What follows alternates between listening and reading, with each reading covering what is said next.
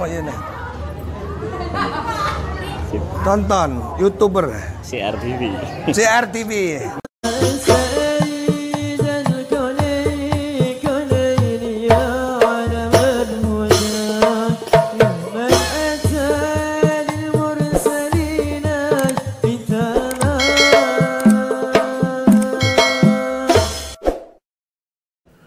Bismillahirrahmanirrahim.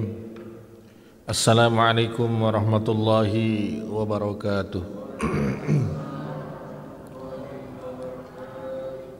Alhamdulillahilladzi anzala ala abdihi alkitaba wa lam yaj'al lahu iwaja qayyiman liyundira ba'san shadidan min ladun wa yubashshiral mu'minina alladhina ya'maluna as-salihati anna lahum ajran hasana makithina fihi abada. Allahumma fassalli wa sallim ala nabiyyina wa habibina wa syafi'ina Muhammad wa huwa an-nabiyyu al-mustafa wa ala alihi wa ashabihi ahli sidqi wal wafa, amma ba'du.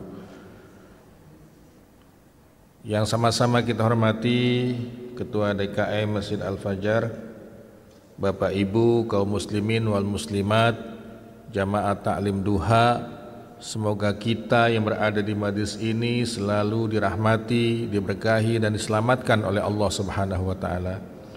Alhamdulillah pada pagi ini kita masih diberikan nikmat sehat walafiat, nikmat iman wal Islam, semangat dalam menuntut ilmu, tafaqquh fid din, yang insya Allah kita yakin didoakan oleh makhluk Allah yang ada di sekeliling kita. Itulah janji Rasulullah kepada umatnya yang giat dalam menuntut ilmu. Selawat dan salam semoga Allah melimpah curahkan kepada kekasihnya Nabi kita Muhammad sallallahu alaihi wasallam, pada keluarga, para sahabat, keturunan dan juga umat beliau hingga akhir zaman. Kajian Saqafah Islamiyah pada kesempatan kali ini dengan tema berpegang teguh dengan agama Allah di era modernisasi dan globalisasi. Kita yang hidup saat ini sudah melewati atau sedang melewati yang namanya era modernisasi, dan hari ini kita berada di era globalisasi. Nanti kita akan bahas apa itu modernisasi dan globalisasi. Di dalam Al-Quran surah Al-Ma'idah ayat 103, ini perintah Allah untuk kita semua sebagai umat Islam. Untuk apa? Untuk berpegang teguh kepada agama Allah, yang diungkapkan dalam ayat ini dengan hablum minallah,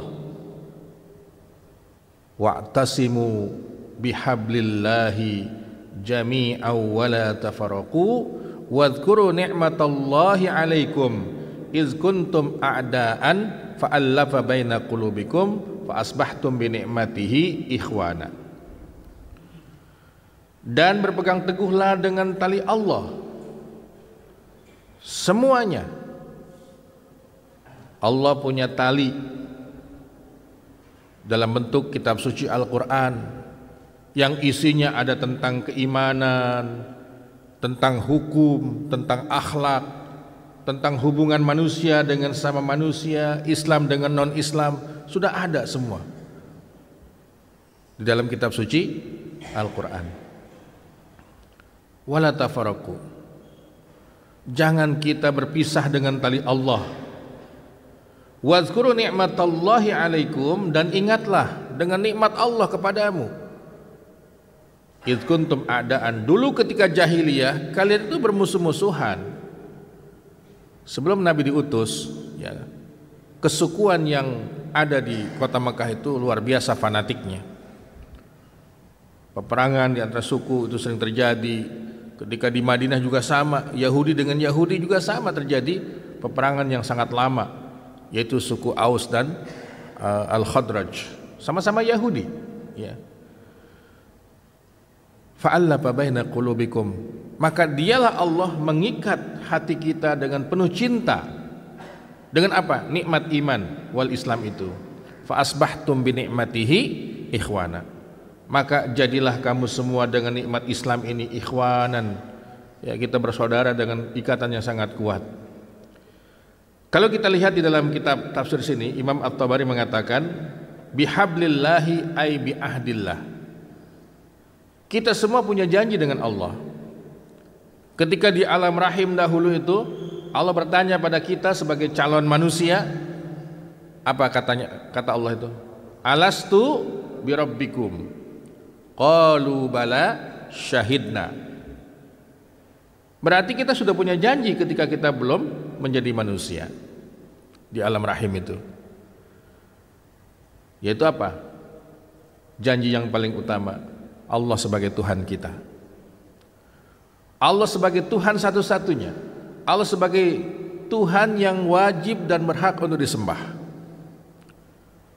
Sering saya ulang tema Desember ini ya, dengan kemarin tanggal 25 itu. Bagi kita umat Islam ini sangat mengerikan. Sebab satu saja manusia mengatakan di dunia ini Allah itu punya teman, punya anak. Langit, bumi dan gunung itu ingin hancur berantakan. Jangan salahkan bila ada musibah-musibah terus. Kita di tubuh umat Islam dibikin konflik. Kita jadi sengketa nih Pak, soal ucapan Natal saja kan jadi permasalahan. Padahal mereka saja yang mengadakan itu, ya, sahabat kita, saudara kita, tetangga kita yang non Muslim, tanpa kita ucapkan pun dia happy aja, nggak ada masalah. Sebagaimana kita di hari Id, nggak mengharapkan kita mengucapkan selamat hari raya itu nggak dari mereka semua, hanya kita saja. Dengan mengikuti contoh Rasul SAW.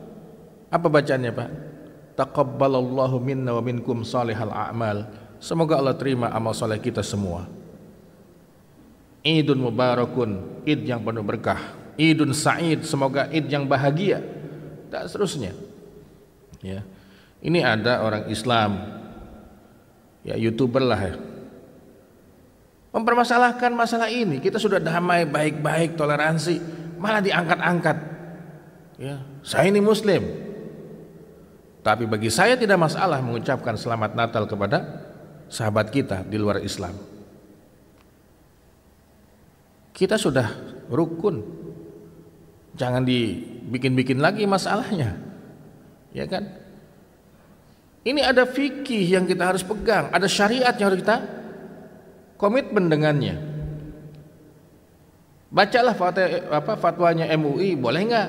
Kalau sebagai rakyat biasa, beda dengan pemimpin. Kalau bupati mah beda fikihnya. Karena dia terpilih sebagai pemimpin di Bekasi.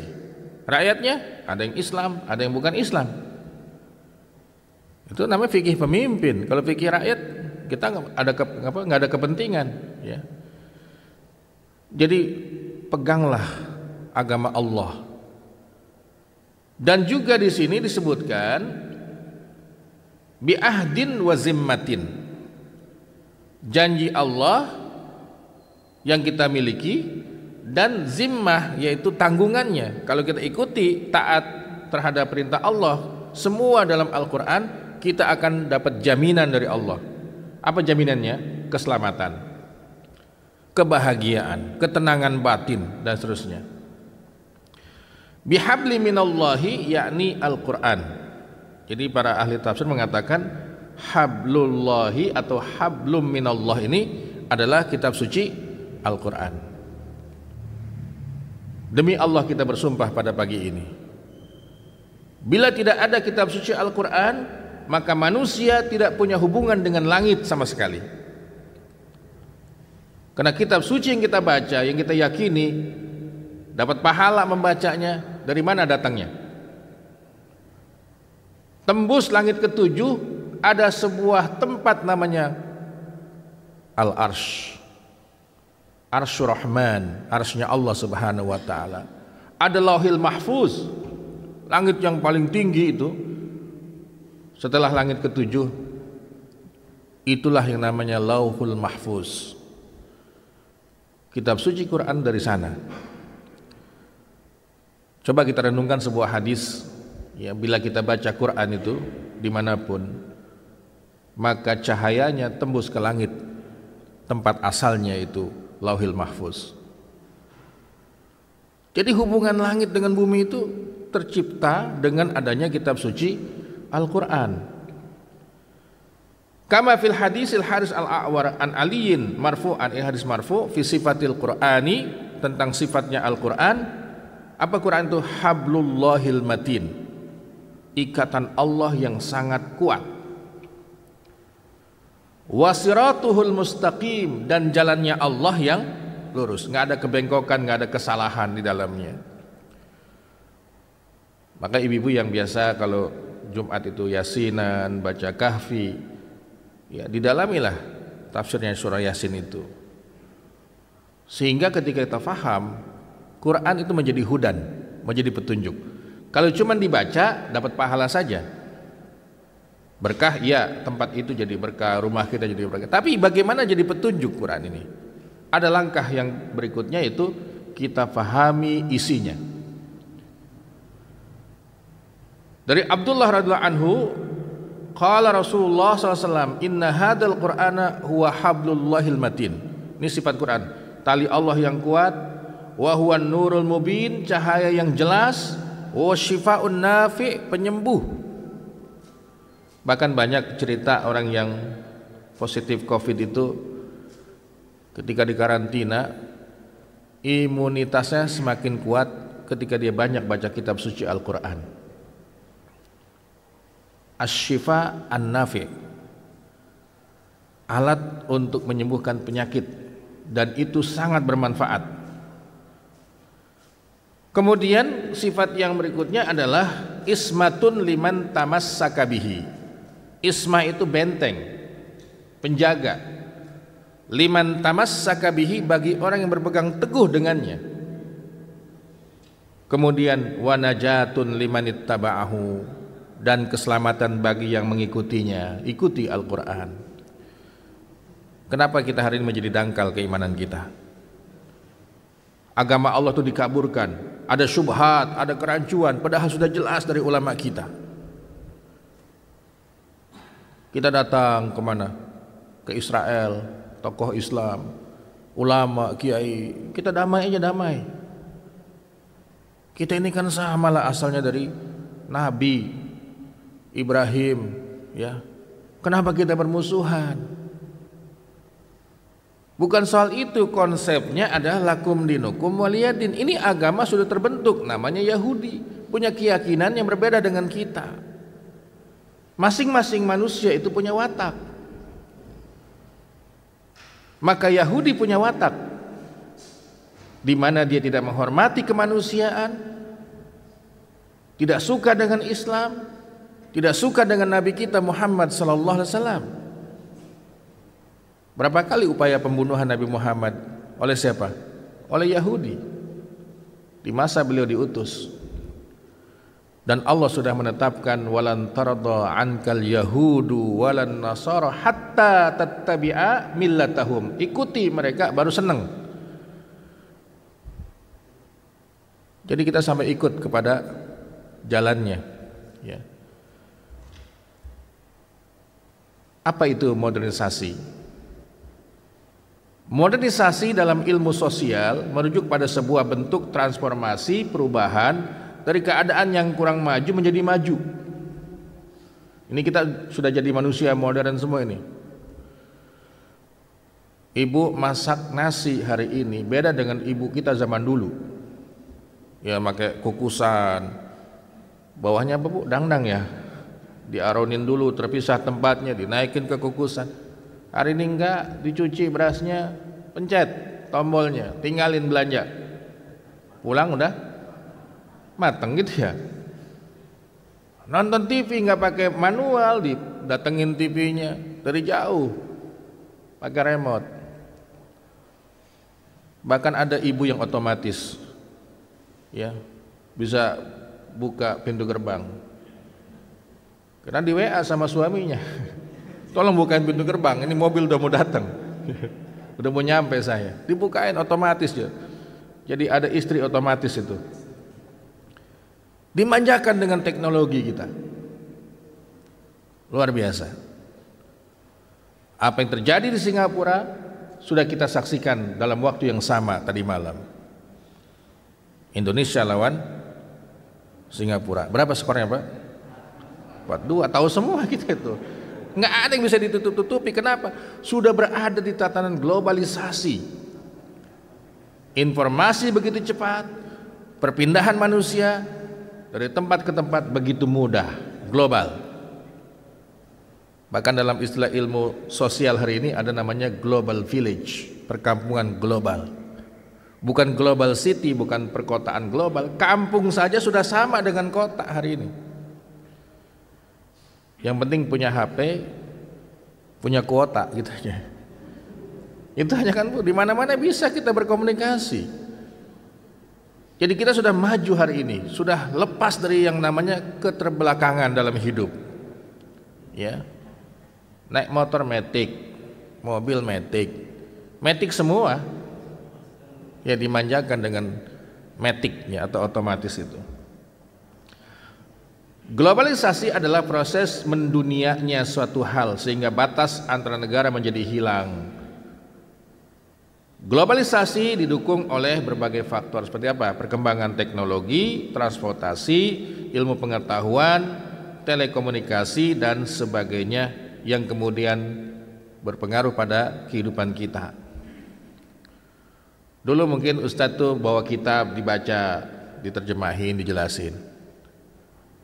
Hari ini sudah pakai Maktabah Syamilah, pakai Infocus.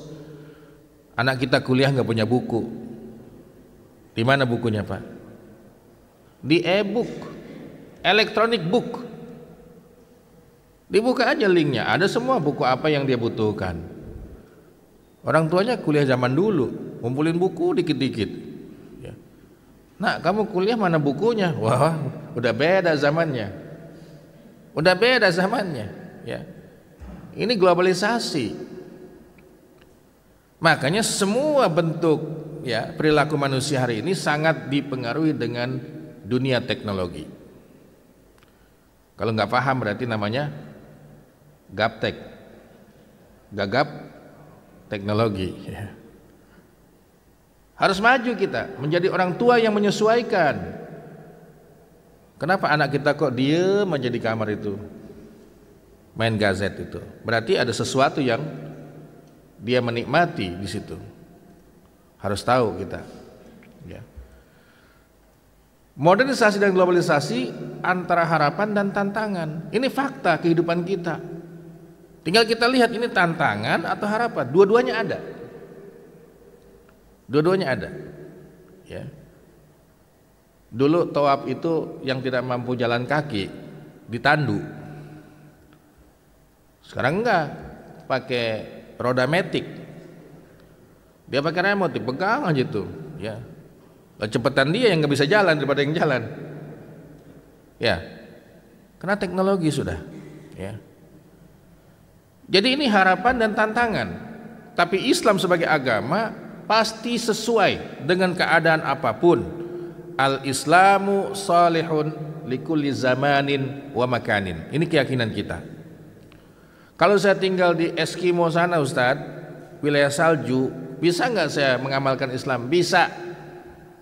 Bisa. Ya, semuanya bisa dimanapun. Karena fikihnya sudah ada.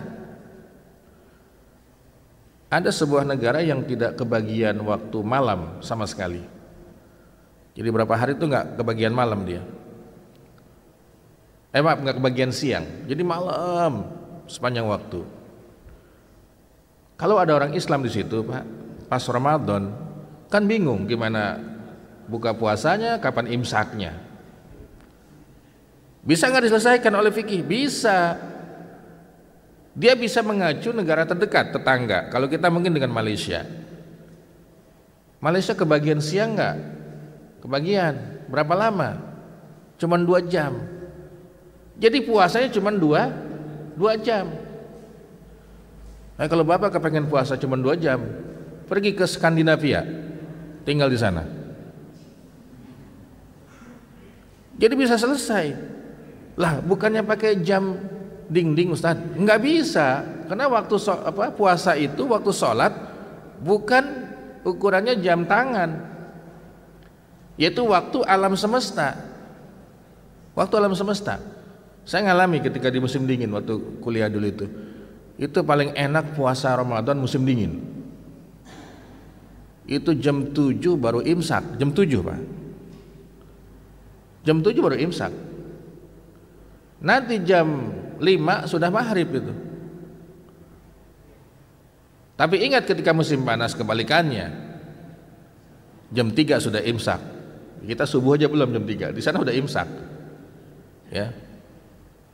Nah, begitulah ketika Allah ciptakan agama ini, Allah turunkan pada para nabi, kemudian di situ ada yang namanya salahiyah. Selalu relevan dengan keadaan apapun. Maka kembali kepada keteguhan iman. Bicara soal berpegang teguh kepada agama Allah, yaitu iman ukurannya. Iman ini ada 3, ada iman para malaikat. Malaikat tidak punya nafsu, dia tidak nambah, tidak berkurang imannya. Yang suruh sujud, sujud sejak diciptakan sampai nanti kiamat. Kok nggak capek Ustaz? Memang nggak ada capeknya dia. Kata Allah, hei malaikat ini, kalian hanya tawaf. Tawaf di Baitul Ma'mur, Ka'bah di langit, tawaf sampai hari kiamat. Itulah iman para malaikat. Yang Allah katakan, la ya'sunallaha ma amarahum wa yaf'aluna ma yu'marun. Tidak maksiat, tidak membangkang kepada Allah apa yang diperintahkan. Dan itu pasti dilaksanakan oleh malaikat. Yang kedua, iman para nabi dan rasul. Yazid wala yankus, nambah terus, naik. Enggak pernah nabi itu imannya menurun. Sampai wafat itu semakin tinggi imannya. Yang ketiga, iman manusia biasa, iman kita semua dari sahabat sampai nanti manusia menjelang kiamat, itu manusia biasa. Kiai manusia biasa, sahabat aja manusia biasa, lagi cuman kiai. Berarti kalau manusia biasa ada kesalahan, iya ada kesalahan. Kalau nabi itu isma, maksum, terjaga, dilindungi oleh Allah. Enggak mungkin Nabi Muhammad melakukan kesalahan, kecuali kesalahan yang kecil dan singkat. Contoh apa? Ketika Abi Umi Maktum ya bertanya pada Nabi, ada tamu datang. Nabi itu nggak peduli dengan Abi Umi Maktum, sahabat yang buta. Padahal ada di hadapan Nabi, malah peduli kepada tamu yang baru datang. Langsung Allah turunkan ini kesalahan di mata Allah. Abasa wa tawalla an ja'ahul a'ma. Lihat coba. Jadi kesalahan kecil singkat dianggap itu tidak salah. Ya. Kalau kita melakukan kesalahan nggak ada yang ngingetin. Nabi Muhammad diingetin oleh malaikat langsung. Jadi iman kita ini iman yang bisa bertambah dengan taat dan bisa berkurang dengan maksiat. Lalu apa doa penguat iman Islam itu? Ingat kata Rasulullah, ketika Fathu Mekah, penduduk Mekah tidak ada pilihan kecuali masuk Islam. Sufyan masuk Islam, Hindun sebagai pembunuh atau yang memerintahkan membunuh Hamzah masuk Islam. Kata Allah, wa ra'aitan nasa yadkhuluna fi dinillahi afwaja. Berbondong-bondong masuk Islam. Tapi apa kata Nabi kepada sahabat? Tapi ingat wahai para sahabatku, nanti di akhir zaman mendekati kiamat, umatku akan murtad berbondong-bondong. Jangan kaget ya, ada selebritis pindah agama, artis A pindah agama, tokoh fulan pindah agama, ada nenek tua pindah agama. Kan nggak ada nenek muda, nenek tua pindah agama. Memang pilihan, tapi dalam Islam ini sangat serius, Pak. Kita ini dilindungi Allah, halal, ya. Sah kita ini sebagai makhluk Allah. Maka yang namanya organ tubuh kita nggak sembarangan digunakan oleh orang lain. Mata kita diambil buat orang lain, nggak bisa. Ini orang beriman.